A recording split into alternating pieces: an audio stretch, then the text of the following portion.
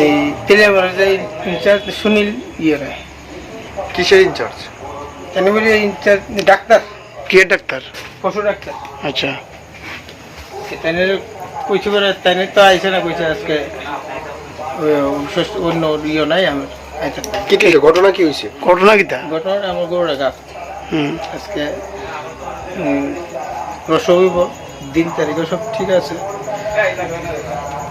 এইটার লেগে তাহলে ফোন করছি, তেন গেছে 1000 গেছিল। আমি আরেকজন ডাক্তার নাম্বার তেন গেছি একখান লইছি বলে তাই না, ওই যে আরেকজন রবি তাইনের নাম কইছে, তাইনের ফোন করছি বলে হ্যাঁ আমার স্যার তো কইছে আপনার বাড়িতে যেতাম। তাইনে আইসে, তাইনে এসে প্রথম চেষ্টা করছে তার মাঝে এসে চেষ্টা করে তার কইছে ব্যর্থ। আর তারপরে আবার এই গাঁওয়ারির যে ইনচার্জ তাইনেও আইসে, তাইনের লোক আরেকজন আইসে এখান থেকে, তারাও চেষ্টা করছে।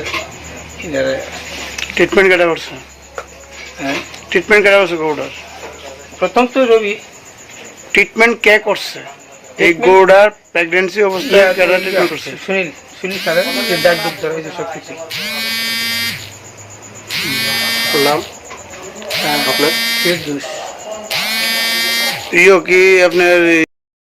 এটা আমি জানি না, আমি যখন স্যারের ফোন করি, স্যার কইছে তো আমি আসতাম না, তো আমি ভেটেরিনারি ঔষধ দিয়ে ওই মেডিকেলে গিয়ে চিনিয়েছি, মেডিকেলে চিনিয়েছি পরে আমি একটা নাম্বার দিয়ে দিই, তাই ফোন করে দেন।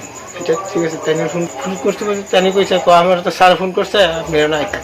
তারা এখন কি কইছে?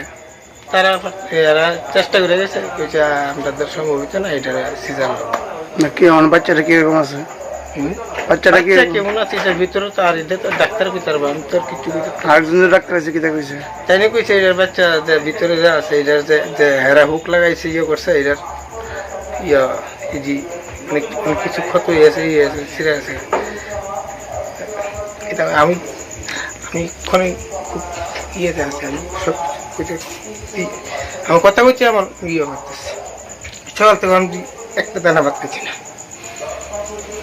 6:30 সময় বলে লয়ে গেছি, 9টার সময় বাইর দিয়ে গেছি, 9:30 ফোন করছে, একদানা ভাত খাচ্ছি না। তাই না আইসি?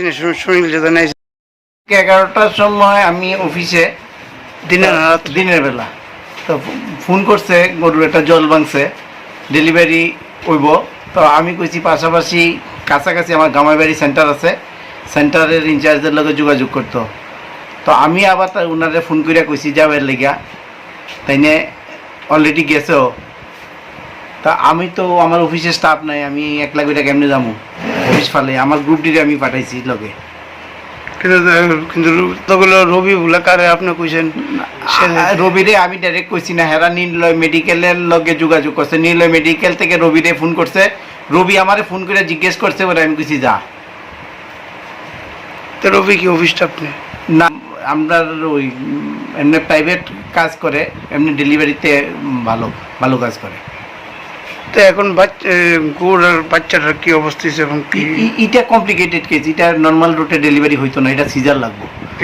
এটা কইছেন না? হ্যাঁ, এটা কালকে তার দুপুরবেলা তারারে আমি কলেজে নিবার লেগে পরামর্শও দিছি, আমার রেজিস্ট্যান্টে একটা অফিসে যাবার লেগেও কইছি তারারে।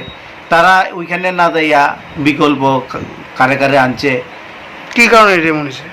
এটা ছোট্ট থাকতে অ্যাক্সিডেন্ট হয়েছিল, অ্যাক্সিডেন্ট হওয়ার পরে পেছনের বুনটা চাইপা গেছে গা, যে রুটে দিয়ে বাচ্চা এইটা চাইপা যাও না, এই রুট দিয়ে ডেলিভারি হইতো না। এটা নর্মাল কেস না, কমপ্লিকেটেড কেস। বাড়ির মালিক তখন কি হয়েছে? বাড়ির মালিকের আমি কইছি গাড়ি একটা রিজার্ভ করে গরুটা লইয়া যান, তাই না আমার এখানে শিকারও করে গেল যাইব, এরপরে কিতা চিন্তা করছে আর কি নিশানা ঠাকুর জানে।